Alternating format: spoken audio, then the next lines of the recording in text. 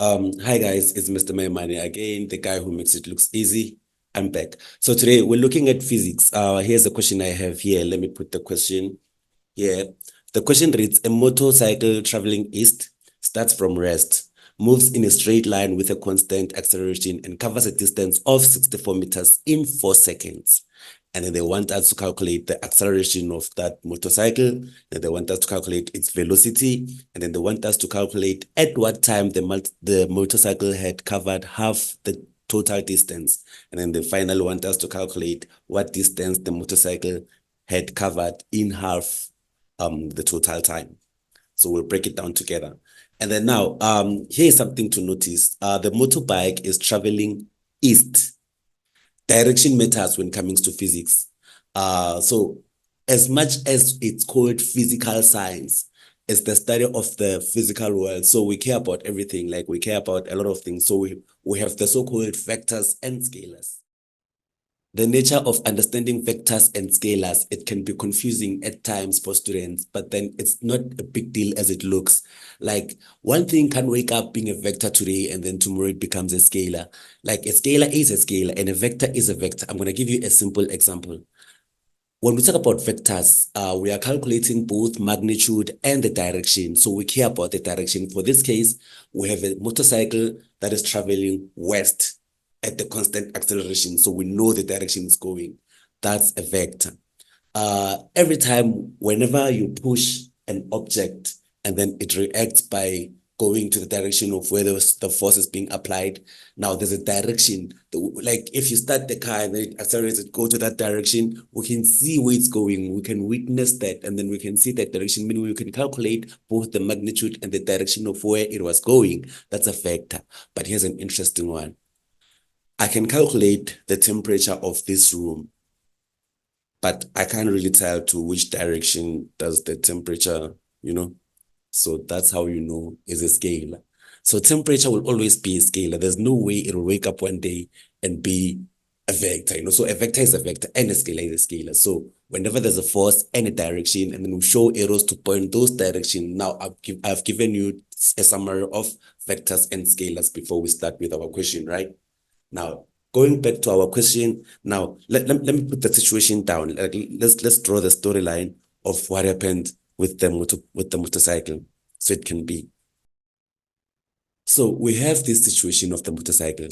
The motorcycle is going west at a constant acceleration. We don't know what the acceleration is, but then we know that it's starting from rest, meaning the initial velocity is 0. And then it travels 64 meters. All that 64 meters, it traveled it in a period of 4 seconds.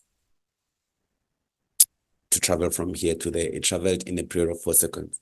And then now, question number 1, they want us to calculate that acceleration that was not given. So now we only have what we have. Now, at this point, I believe you can pick it up that this falls under linear motions. And you know that we have linear motion on a horizontal plane, and then we have linear motions also for cases where it's a projectile motion, where someone throws something up. But then for now, we are dealing with a horizontal plane because it's a motorcycle. For now, it's a motorcycle that is going west. So let's go back again. Before that, like I said, I will be putting my equations of motions here. I hope I've been like showing the equations of motions up until I got to this point. So now we have our equations of motions.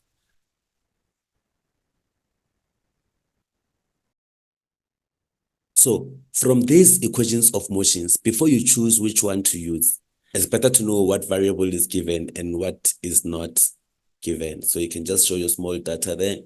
So you know initial velocity is 0 because they said the motorbike starts from rest.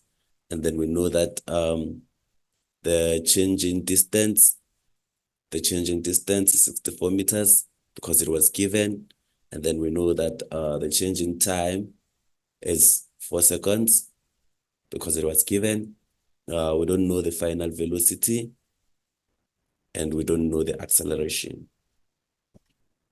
But we have these equations. So from these equations, one can see that the best one to select at this moment it would be equation number 2 because it has time, it has initial velocity, and it also has change in distance, and then the only thing you're calculating is the acceleration. So my choice of an equation is gonna be change in x is equals to VIT plus 1 over 2 a t squared. So this is my change, my choice of formula because I have time, I have change in distance.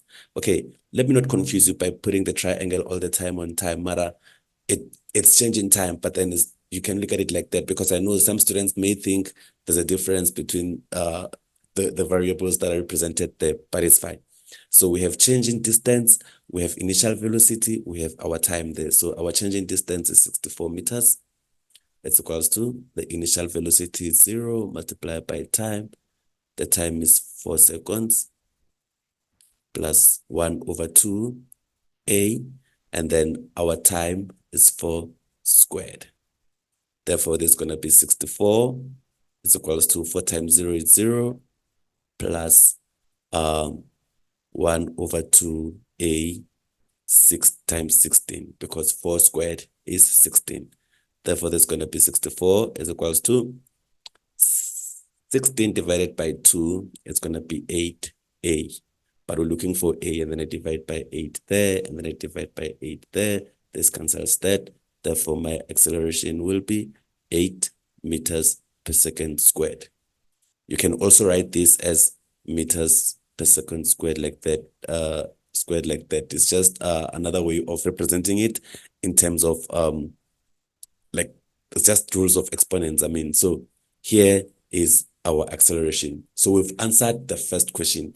Now our acceleration is 8 meters per second. Don't forget that. The next question now, they want us to calculate the final velocity. Even hearing they say they want us to calculate the final velocity, but then we know the final velocity is what we don't know at the moment. So from again, here is our equations, and the choice of formula that I'm going to take, this one is VF, it's equals to V initial plus AT, because I know the time, I know the acceleration, I know it took 4 seconds for the trip to happen. Now I calculated the acceleration, it was 8 meters. And then the initial velocity is 0 because it starts from rest. So this means the final velocity was 8 times 4, which is 32 meters per second. SI units meters. So now I know my final velocity is 32 meters per second. I've answered the second question. Now, the next question may sound tricky, Nyana. They want me to calculate at what time the motorcycle had covered half the total distance. At what time the motorcycle had covered half the total distance. So the total distance is 64. Half 64 is 32.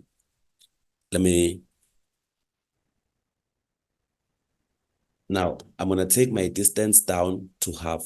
They want to know at what time 32 meters. At what time? Now, they want to know now we know 4 seconds, that 4 seconds is for the total full period. They want to know at what time has it covered half its distance. We can assume it's 2 because it's half of 2 seconds, but then we can actually calculate the actual value because now we don't know the time of when the distance was 32 meters. So we want to know the accurate time at that moment. This is how we calculate it. Again, my choice of equation is going to be change in x is equals to V initial t plus 1 over 2 a t squared. The acceleration is constant, so the acceleration is going to be the same throughout wherever this motorcycle is traveling. Hence, the value of a 8 goes throughout. But then now I want to know when the distance was half, which was 32 meters.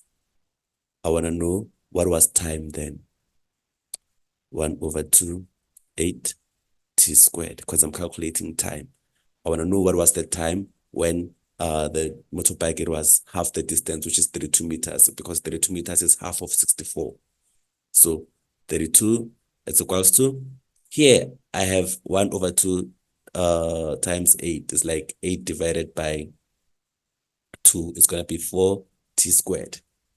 But then I want to solve for t, I divide by 4 here, divide by 4 here. Therefore, t squared is equals to 32 by 4 is 8.